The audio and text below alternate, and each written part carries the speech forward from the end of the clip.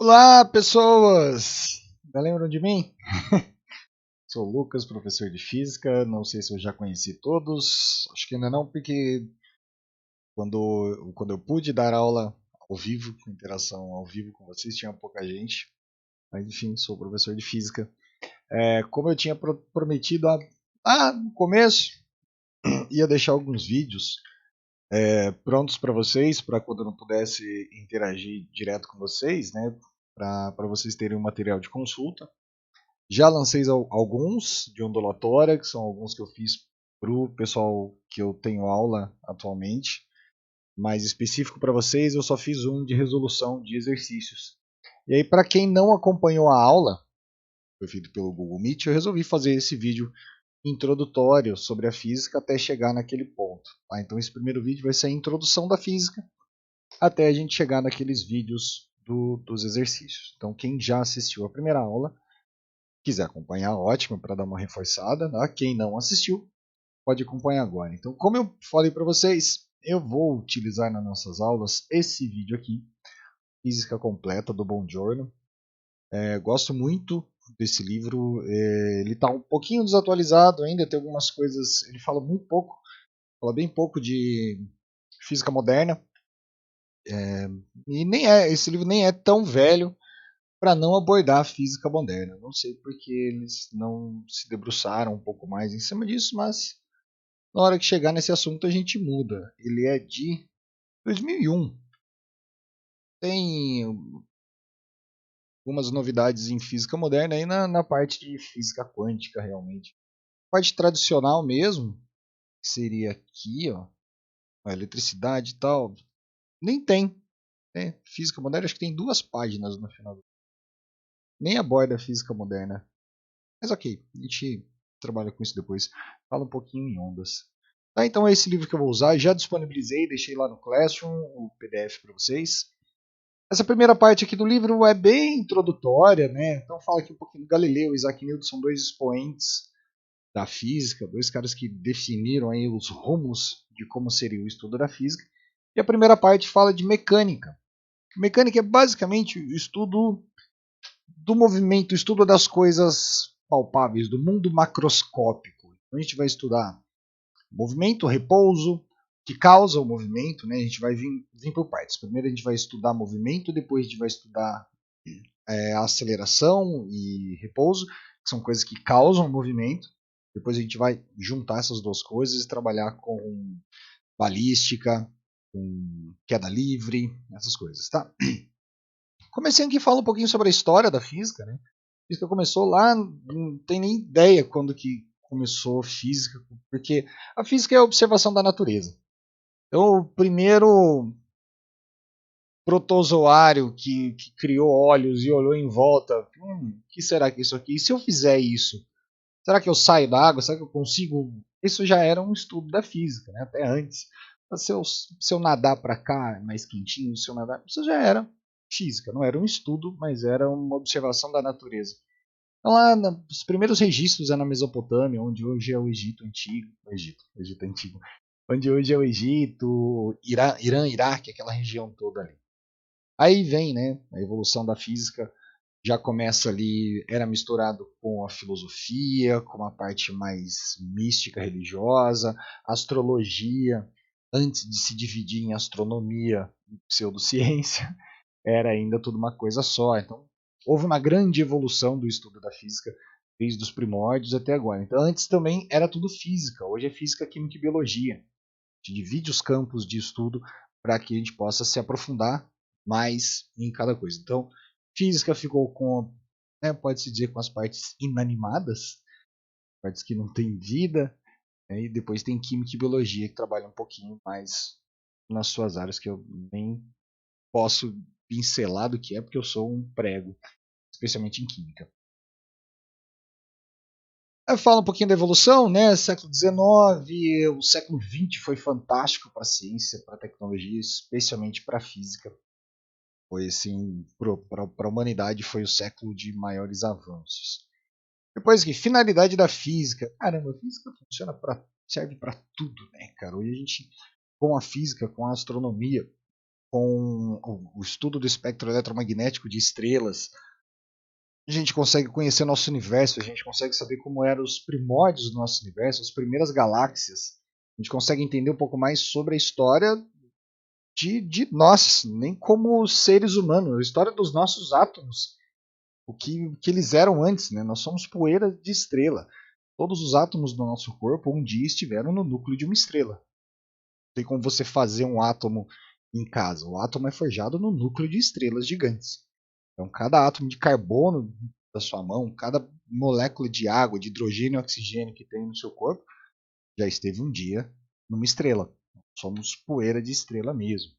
A física tenta explicar tudo, basicamente, né? Desde o micro, né, do pedacinho do átomo, de pedaços do átomo mesmo, a gente vai falar sobre isso mais para frente, até o Big Bang, até o universo.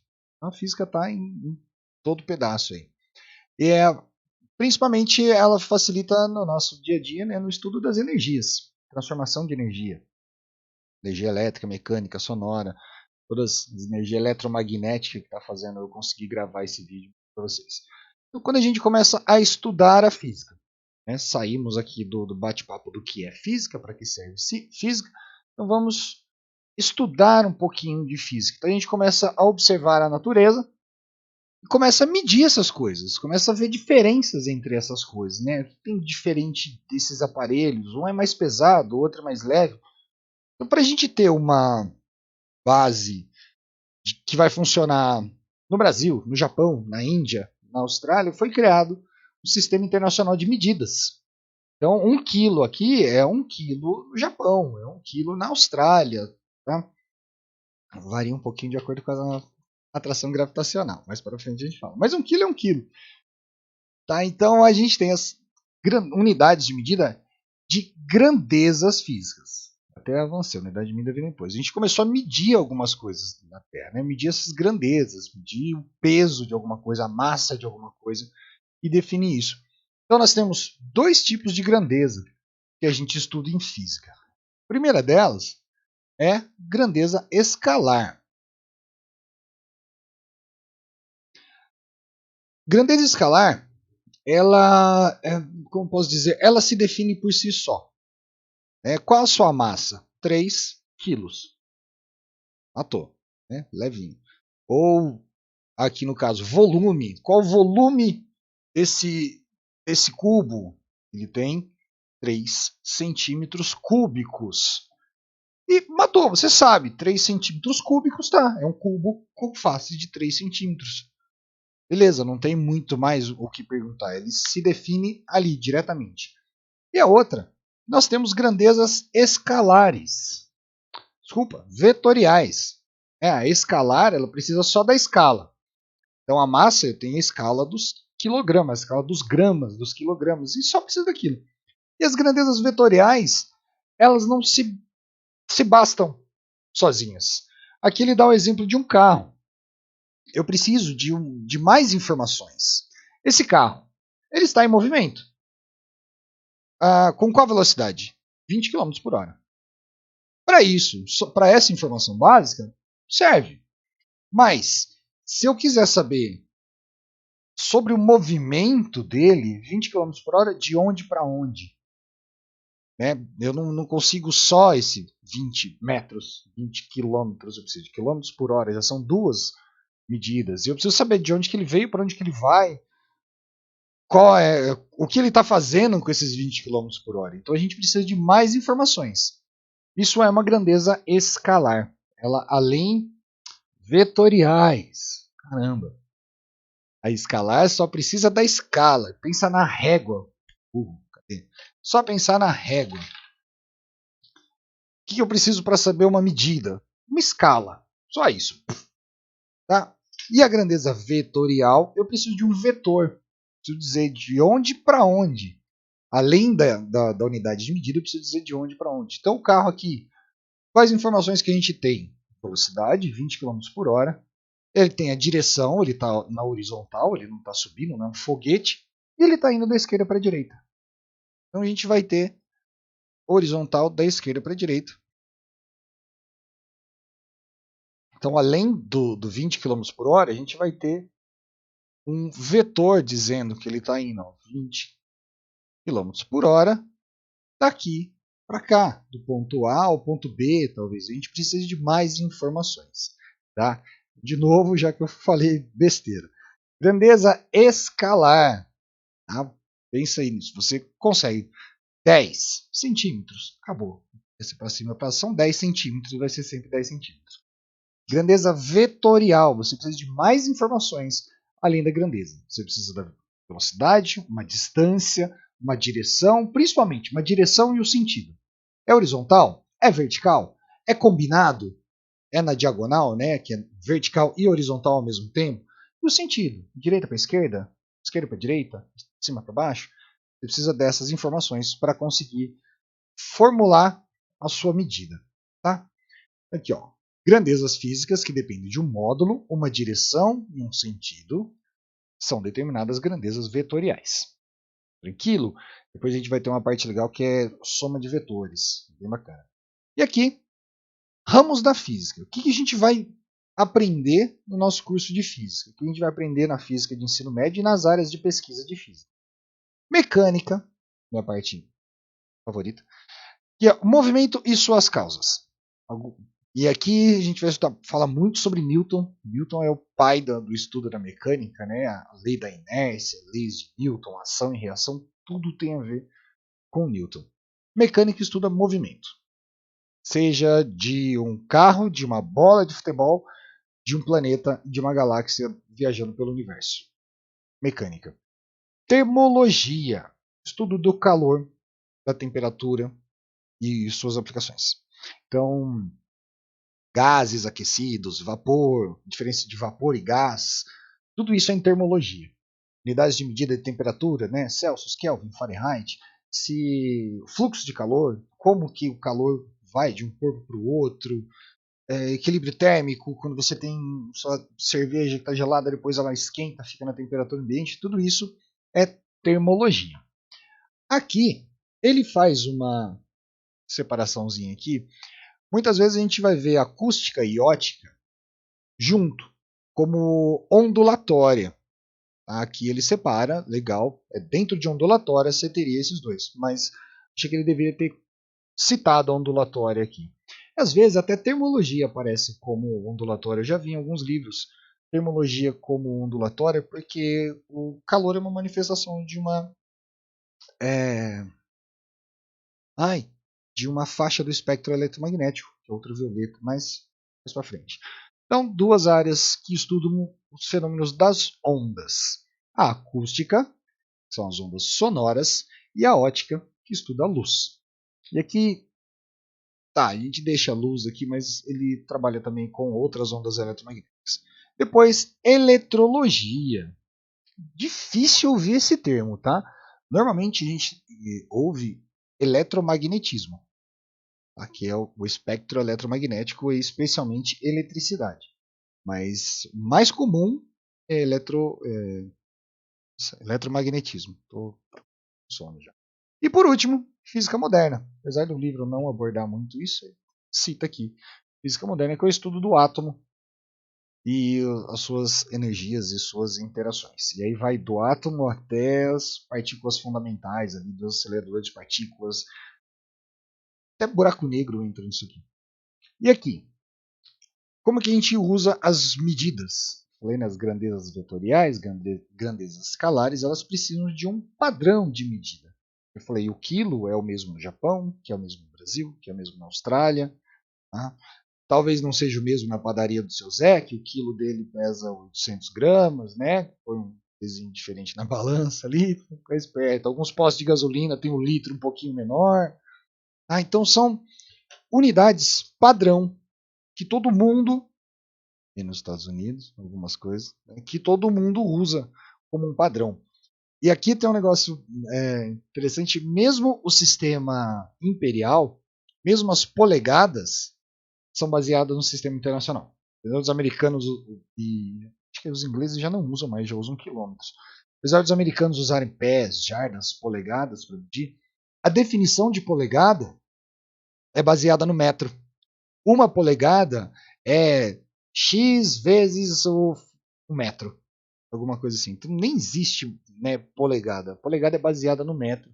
Então todo mundo acaba usando o sistema internacional como unidade básica. Tá? E aí nós temos as unidades que a gente precisa ficar muito esperto quando a gente for resolver exercício de colocar todas as unidades iguais. Fiz ontem um vídeo de correção de prova.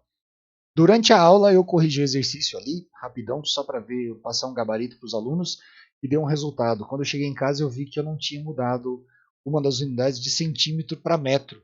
É uma baita diferença no resultado. Tá? Então aqui é importante a gente lembrar disso. Então, unidade de comprimento sempre vai ser o metro. Unidade de massa é o grama. Tá? Aqui ele colocou quilo. Quilo é um múltiplo. 1 quilograma são 1000 gramas. Então pensa sempre na unidade básica. Tá? A gente usa MKS, que é metro quilo segundo, mas a unidade padrão é sempre a unidade original. Né? Metro não é o quilômetro, é o metro. Depois, massa, é a quantidade de matéria, grama, e aqui, quilograma. A gente tempo é o segundo. Tipo, a gente vai medir horas. Pode até usar quilômetros por hora, mas a unidade padrão é o segundo. Intensidade de corrente elétrica é o ampere. A gente vai estudar em eletricidade. Temperatura, Kelvin. A escala padrão do sistema internacional é a escala Kelvin, que é a escala absoluta, a escala universal. Ela vai do zero absoluto, que é menos 273 graus Celsius, até o infinito. A gente usa tradicionalmente a escala Celsius, que ela começa no zero e vai até o 100. Ela usa como ponto base a água. É o ponto de ebulição da água. Por que ela não é a escala universal? Porque a água não entra em ebulição e se congela na mesma temperatura, dependendo de onde você estiver. Se você estiver em Santos, ao nível do mar, a água vai ferver a 100 graus Celsius. Aqui em Jundiaí, a água ferve a 98 graus Celsius. Se você subir em cima do Himalaia, ela vai ferver a próxima 70 graus Celsius. Maior a altitude, menor a temperatura. Então ela não pode ser uma escala universal, né? Agora, a escala Kelvin ela é uma escala universal. Ela mede o zero absoluto, onde não existe mais movimento de partículas em um meio. Vai estudar isso. Quantidade de matéria. Física a gente usa pouco. Eu lembro de ter visto bem pouquinho isso. Química usa muito, que é o mol. Que é uma medida mais estranha, é vezes 10 a 29. É um negócio que eu nem lembro quanto é o mol. E a intensidade luminosa candela. Também não é uma unidade muito usual no dia a dia. A gente usa no dia a dia, né, uma lâmpada mais forte, uma lâmpada mais fraca, a gente usa watts, a gente usa potência elétrica transferindo para luminosidade. Tanto que dá maior confusão, porque quando mudou da lâmpada de filamento para essa lâmpada eletrônica, você tem lá, essa lâmpada equivale a uma lâmpada de 40 watts das antigas. Então a gente não alterou esse costume de usar watts como potência de luz, que não necessariamente se traduz nisso. Né? Hoje uma lâmpada de 4 watts tem muito mais luminosidade do que uma lâmpada de 40 watts antiga. Tá? Então a gente tem aqui o candela, mas normalmente a gente vê também em estudos e em equipamentos de medida o lumen. É até difícil ver o candela, eu já vi muitas vezes mais o lumen. Tá? Aqui ele fala da mecânica, né? MKS, que eu comentei lá em cima, né? Metro, quilo e segundo. É fácil de lembrar, o MKS. Formas de nomear, todas elas são com a inicial minúscula. Às vezes a gente escreve, eu tenho mania de escrever quilograma, não é tudo minúscula. Tá? Será que existe um K minúsculo? Escreve um K minúsculo, não lembro. Enfim, são todas minúsculas. Tá? Hora. É hora, minuto, segundo. Só S, tá? Não é segue. Tá? Hora, minuto, segundo. Sempre em minúsculo.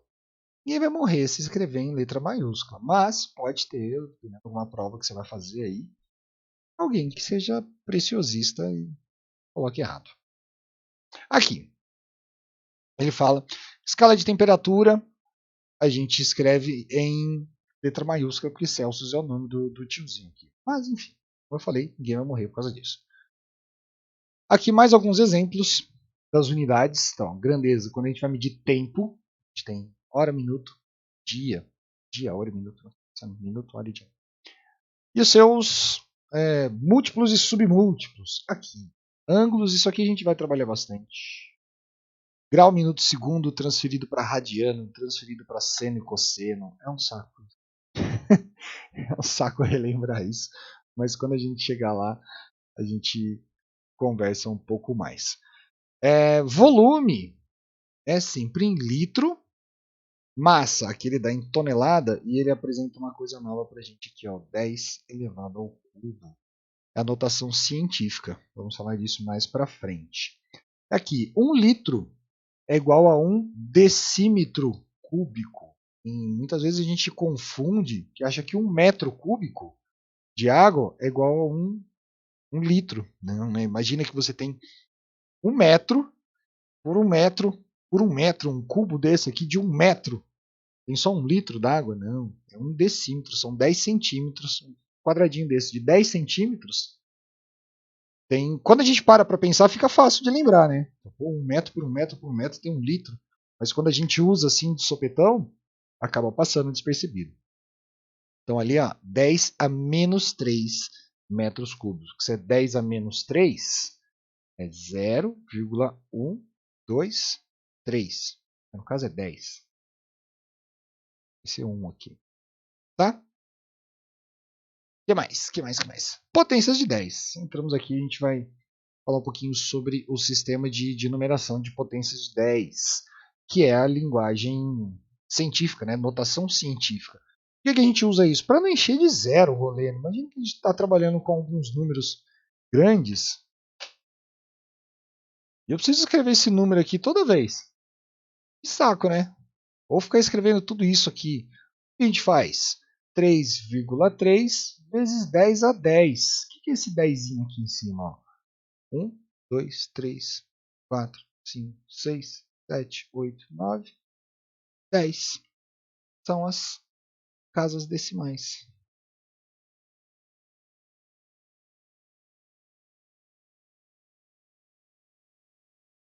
Tá aqui, ó. 5,478 vezes 10 a 8. O que eu vou fazer? 5, 4, 7, 8. Onde está a minha vírgula? Então eu vou fazer 1, 2, 3, 4, 5, 6, 7, 8. Ó, 1, 2, 3, 4, 5. 1, 2, 3, 4, 5. É isso. A gente vai pegar que isso aqui é o mesmo que isso, né? Vírgula 00. Eu vou pegar essa vírgula e vou andar 8 casas para lá. Poderia colocar até assim, 0,5478 vezes 10 a nona. Faz muito sentido começar com 0, mas eu poderia também colocar 54,78 vezes 10 a sétima. São várias formas que a gente tem de trabalhar isso. Sempre brincando com a casa decimal. Tá? Então esse númerozinho aí, o 10 elevado a 8, oitava potência, são as casas decimais.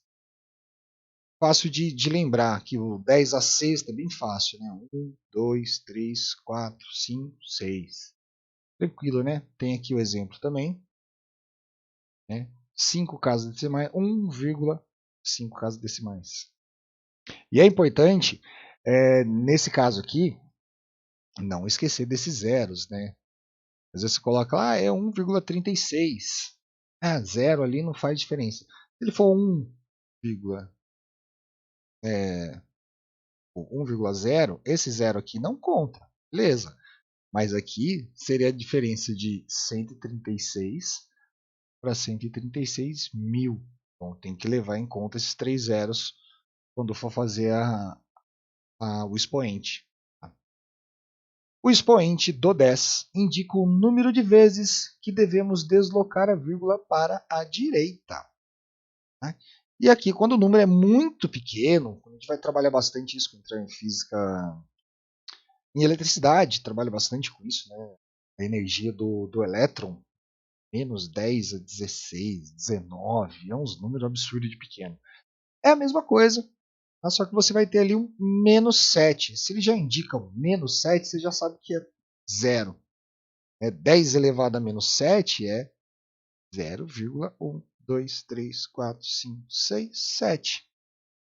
Saco. 1. Aqui é 1. Aqui é 10. Então você vai multiplicar isso aqui por 4,12. O que você vai ter? 0,1, 2, 3, 4, 5, 6, 4 aqui.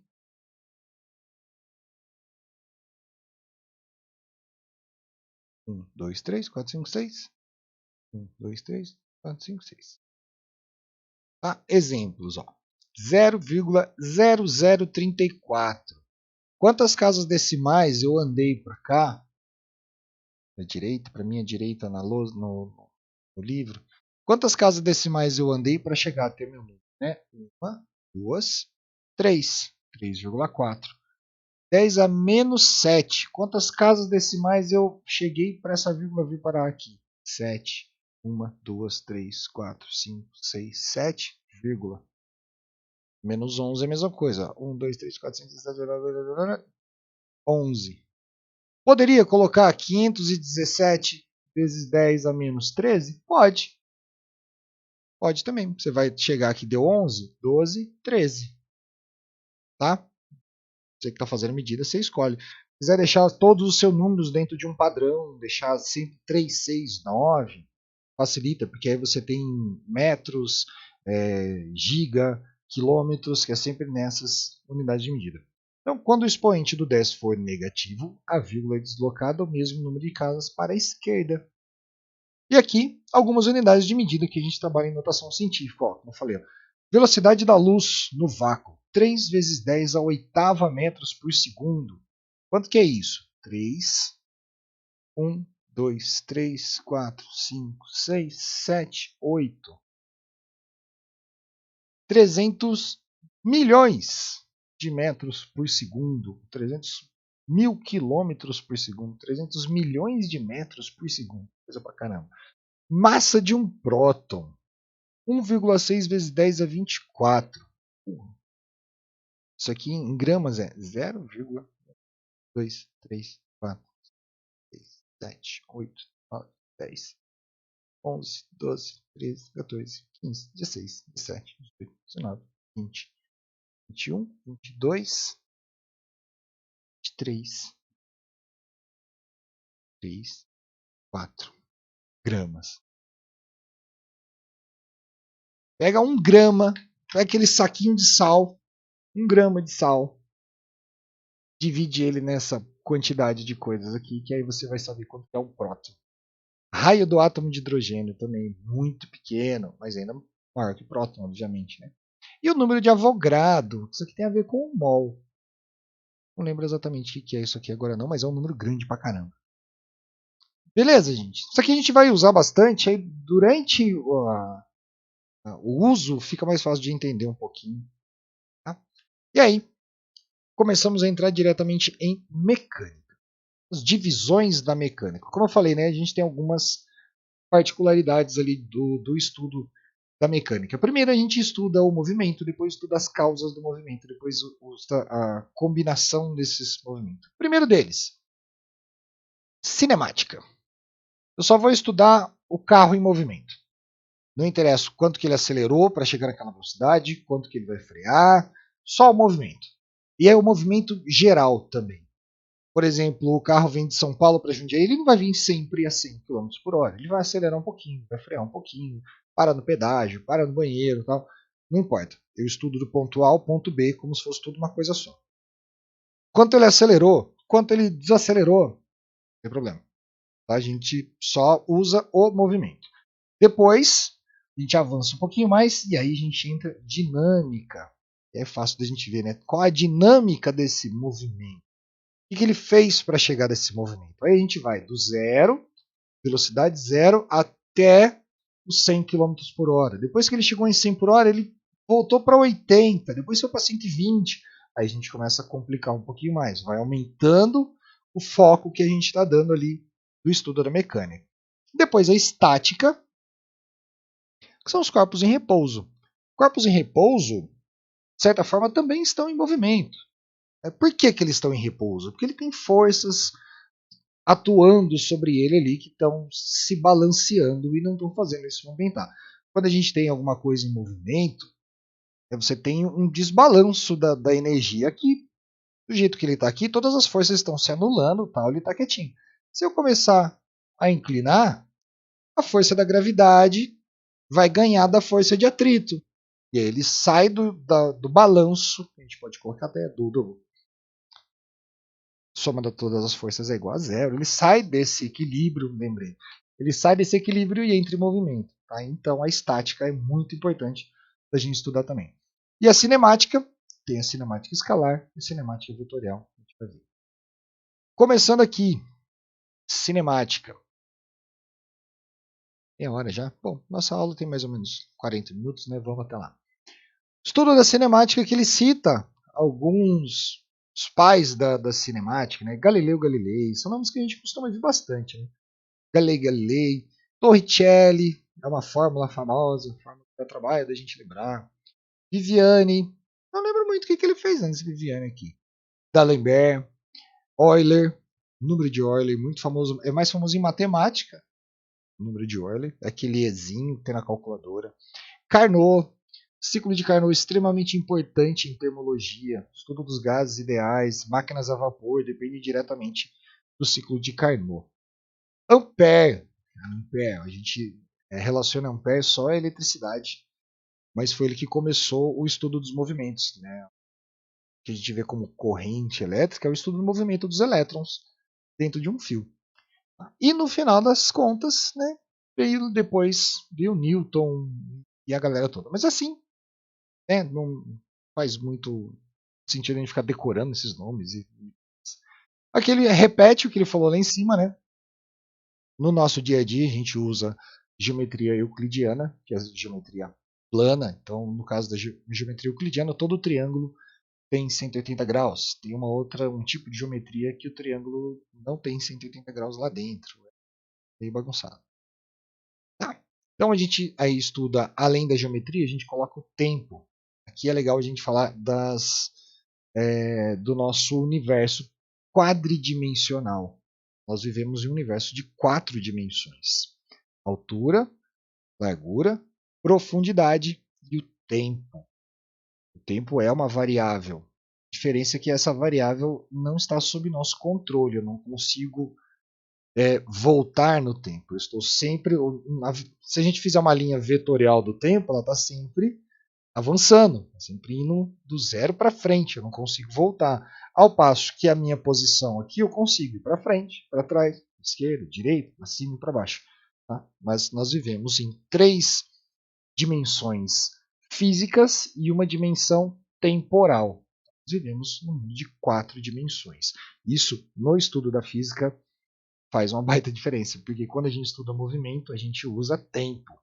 Tempo do movimento, de onde saiu esse movimento, onde ele chegou, em quanto tempo. Se a gente não usar a variável tempo, a gente não sabe a velocidade. Qual a velocidade daquele carro que deu no exemplo? 20 km por hora. 20 km é só uma medida de distância. Daqui a ali. 20 km por hora já é uma medida de velocidade. Aqui algumas questões que ele pretende responder com o estudo da mecânica, né? Porque vejo primeiro o clarão de um trovão, depois o ruído, porque a velocidade da luz é diferente da velocidade do som. Como uma nave espacial se desloca no espaço. Se ele estiver falando de espaço gravitacional em volta da Terra, ela está em queda livre. Tá? Para o nosso rolê aqui próximo, a gente não diz que está em órbita, mas não está. Os satélites que estão bem próximos aqui da gente, eles estão em queda livre. Eles estão constantemente caindo, só que eles nunca alcançam o chão. Uma teoria bem... Teoria não, uma regra bem maluca, a gente vê. Tá, então, ó, quanto tempo o automóvel leva para ultrapassar o caminhão? A gente tem que levar em consideração a velocidade relativa entre o automóvel e o caminhão, tamanho do caminhão, tamanho do carro. E aí a gente vai falar de pontos... Nunca lembro, mas na frente tem. se eu vou usar ele como um espaço sólido ou só um ponto, né? No caso aqui do caminhão, não dá para eu transformar o caminhão e carro em duas coisas como um ponto de referência. Eu tenho que levar em conta o tamanho deles. Para frente vai, logo vai ter. Tá? Aqui, ó, tava embaixo aqui. Enfim, essas questões e outras você terá mais condições a responder ao final do webinar. Aqui que eu estava falando do caminhão. Ponto material e corpo extenso. Se eu estou trabalhando o movimento desses dois veículos numa rodovia, indo de Santos até Manaus, interessa o tamanho deles dentro da rodovia? Não. Rodovia gigantesca, o caminhão pode ser representado por um ponto. Agora, se eu estou estudando um carro ultrapassando um caminhão na rodovia, aí o tamanho do caminhão vai fazer muita diferença nesse estudo. Então, essa é a diferença básica entre ponto material e corpo extenso. Se eu estou estudando um trem na ferrovia toda, velocidade do trem, deslocamento do trem, posso transformar esse trem num ponto. Agora, se eu estou estudando esse trem passando em cima de um pontilhão, eu tenho que levar em consideração o tamanho todo do trem, porque a hora que ele começou o movimento em cima do pontilhão, ainda tem muito trem para passar por ali. Então, esse tempo de deslocamento deve ser levado em conta. Isso é um exercício bem clássico de Enem e tudo mais, de calcular isso, de um caminhão passando numa ponte, de um trem passando numa ponte, que você tem que levar em consideração o tamanho. Você conta desde o começo que ele entrou na ponte, é o ponto zero, depois ele vai passar pela ponte e você vai ter que esperar sair todo ele. Você tem que levar em consideração isso. Mais para frente a gente vai ver. Aqui ele fala do navio, né? O navio indo do Rio de Janeiro para a Itália. É um ponto. Agora, se você estiver dentro do navio, dá para você medir alguma coisa como se fosse um ponto. Você tem que levar em consideração. Aqui, ó. Ponto material é todo o corpo cujas dimensões não interferem no estudo de um determinado fenômeno. Você vai estudar o movimento desse navio indo do Brasil para a Itália? É um navio? É uma canoa? É um barquinho de papel? Tanto faz, você vai estudar o movimento. Ele saiu do Brasil tal hora, chegou na Itália em tal hora e a distância é tanto. Caguei para que era. Tá? É desprezível o seu tamanho. Agora, se você vai estudar o navio entrando dentro do porto, é melhor você considerar o tamanho dele. Aí faz diferença. É um navio? É um barquinho de papel? É uma canoa? Aí faz muita diferença. Então, um ponto material e o outro corpo extenso. Definição: corpo extenso é todo o corpo cujas dimensões interferem no estudo de um determinado fenômeno. Tá tranquilinho.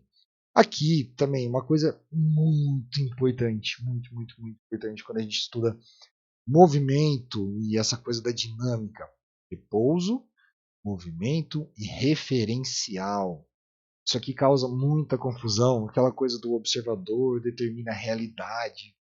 Já começa daqui, depois entra a física quântica, piora. Como assim?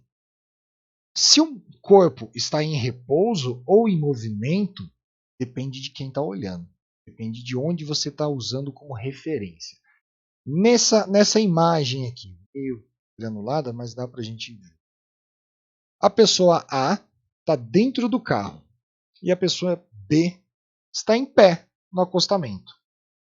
Se a gente usar a pessoa B como referência, ela está parada. Né? Supondo que ela esteja parada, esperando um ônibus. Ela está parada. E o carro está em movimento. Agora, se eu pegar a pessoa, só a pessoa, hein, sentada dentro do carro, ela está sentada dentro do carro? Ela está parada. Quem está se movendo? A pessoa A está vindo em direção a ela. E aí, ó, a gente tem que abstrair um pouco a coisa de movimento, estar em movimento, de estar se deslocando. Eu estou parado no meu carro, sentado no carro, o carro está em movimento. Eu estou parado. E a pessoa está vindo em minha direção. E aí tem uma coisa também que a gente vai ver, que é a reciprocidade do movimento. Só para confundir mais ainda. Se a pessoa A está se aproximando da B, a B está se aproximando da A, obviamente, né? Então o estudo tanto faz se eu estou vendo por um lado ou vendo pelo outro. Mas aqui eu já estou dando um passo maior da perto. Estou falando aqui de movimento referencial. A pessoa está parada, o carro passou. Tá? Aí a pessoa está sentada no carro, tem uma pessoa no banco do lado. As duas estão em repouso. Uma em referência a ela. Por exemplo, no avião. Você e o passageiro do avião do seu lado. vocês dois estão parados em relação a si. Quando vocês usam vocês dois como ponto de referência, vocês estão parados. Nenhum dos dois está em movimento relativo entre um e outro. Uma pessoa andando no corredor está em movimento em relação a vocês dois. Vocês dois, dentro do avião, estão em movimento referencial de acordo com a Terra, com alguém olhando daqui de baixo. Tá? Ou claro, eu confundi mais ainda. Então, o movimento depende do referencial. Se eu estou olhando para vocês no avião, vocês estão em movimento. Se você está olhando para a pessoa que está imediatamente ao seu lado, vocês estão em repouso. Tá? Aqui, ó. A em repouso em relação a B, B em repouso em relação a A, porque mudou o referencial, mudou o ponto de vista. Trajetória. Trajetória, aqui a gente vai ter que diferenciar trajetória e espaço percorrido. João e Maria na floresta, deixando os grãozinhos os farelinhos de pão no seu caminho. Por onde eles passam, ia ficando uma trilha. Cada caminho que ele passava ia ficando uma trilha.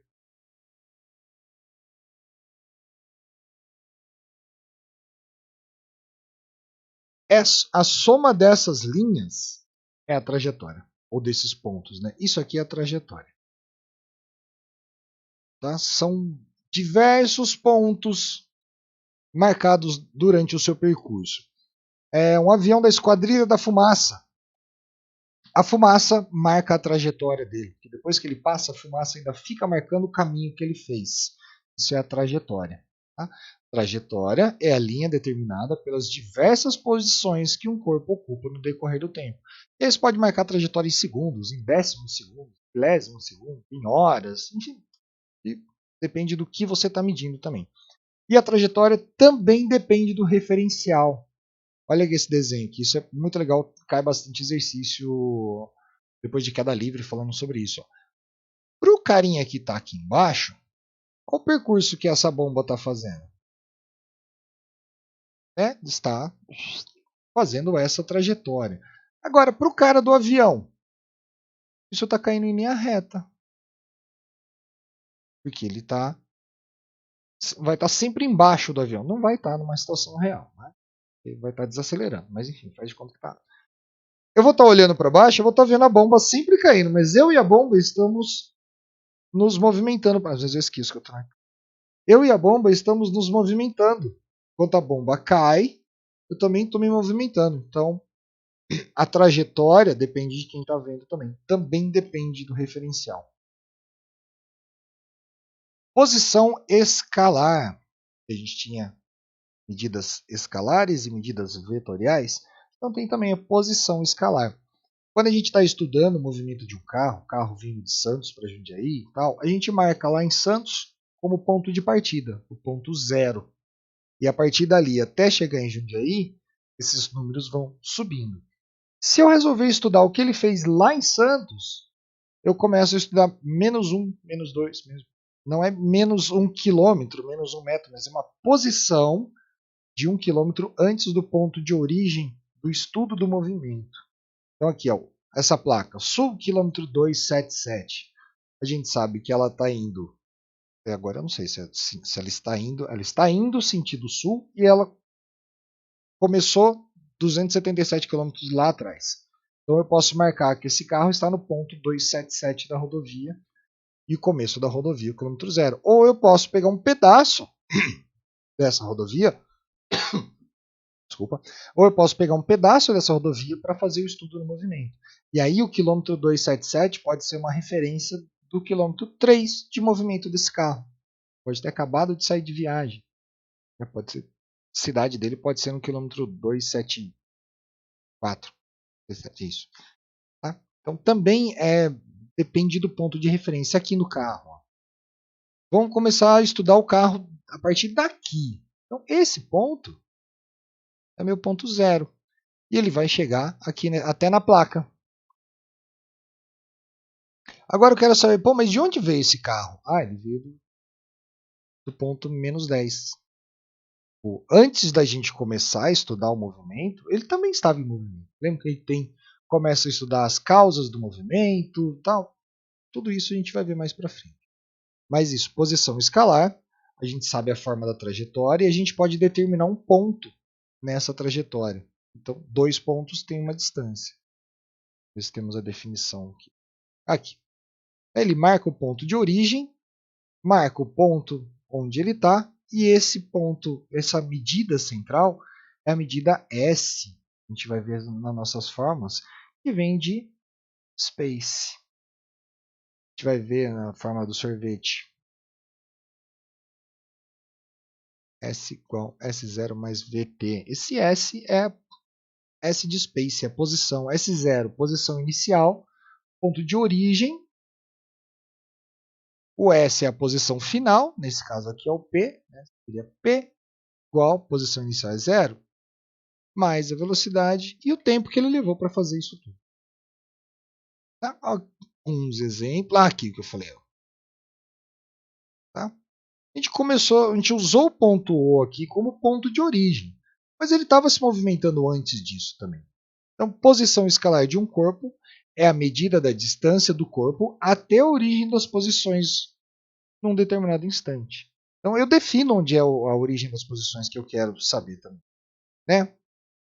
Aqui, deslocamento e caminho percorrido são duas coisas diferentes. Tá? Consideremos uma pessoa que sai do ponto A, passa pelo ponto B, pelo ponto C e pelo ponto D, onde para, seguindo a trajetória indicada. Caminho percorrido pela pessoa. Qual o caminho percorrido? Ela foi de A a B, depois de B a C, depois de C até D, onde ela parou. Caminho percorrido, ela andou 900 metros. Então, o caminho percorrido a gente pode relacionar bastante com trajetória. Imagina que está o Joãozinho e Maria jogando as migalhinhas dele aqui. Qual o desenho que ia ser feito? Esse aqui, caminho percorrido. E o deslocamento? Deslocamento é só a diferença entre o ponto inicial e o ponto final. Nesse caso, essa distância aqui. Ó. Vou ver aqui o exemplo. Descer aqui para ver o exemplo. Aqui, ó. Já o deslocamento é a medida do segmento que liga o ponto inicial ao ponto final. Como que eu faria essa conta? Isso aqui é hipotenusa, né? Ó, temos um triângulo retângulo aqui. De quanto? Ó? P ao quadrado, hipotenusa ao quadrado, igual cateto ao quadrado. Aqui não tem 400, falou lá em cima. E aqui tem 200, vamos voltar lá em cima. Ó, 400. E aqui tem 100 metros. Menos esse 100. Então eu vou ter só 300 aqui. Né? Então eu vou ter um triângulo. 400. 300. Exatamente o que a gente tem aqui embaixo. Então usando o teorema de Pitágoras, o famoso. Aí eu vou ter que o deslocamento foi 500 metros. Caminho percorrido, 900 metros. Deslocamento, 500 metros. Qual o deslocamento do Usain Bolt numa corrida de 400 metros? É 0. Ele vai sair, vai dar uma volta completa e vai voltar no mesmo ponto. 0. Deslocamento 0. Caminho percorrido, 400 metros. Até mais. Então, dependendo da raia onde ele está. Carro de Fórmula 1, 2 horas correndo num circuito fechado. Qual o deslocamento desse carro no final da corrida? 0. Ele sai desse ponto e volta para esse mesmo ponto. Deslocamento 0.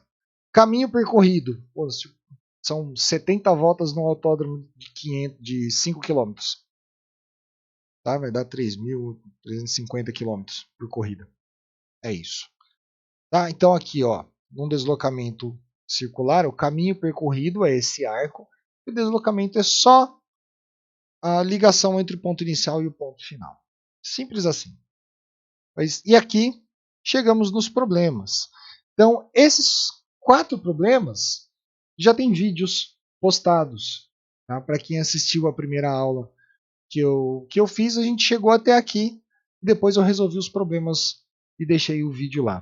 Tá bom? É isso, ó. Pô, deu certinho o tempo da aula mesmo. 49 minutos, tirando 10 minutos de bobagem que eu falei.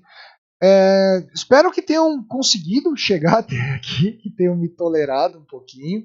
Então, essa é a nossa primeira aula de introdução à física, introdução à mecânica. Mas acho que tem 2 ou 3 vídeos resolvendo esses exercícios. E depois a gente parte a partir daqui da velocidade escalar média. Tá bom? Se chegou aqui, até aqui, teve paciência? Dá um oi no comentário, só para eu saber se você conseguiu. Tá bom? Então, 40 minutos, 50 minutos ouvindo um careca falar bobagem aqui pode ser bem cansativo. Mas é isso, gente. Muito obrigado. Até a próxima.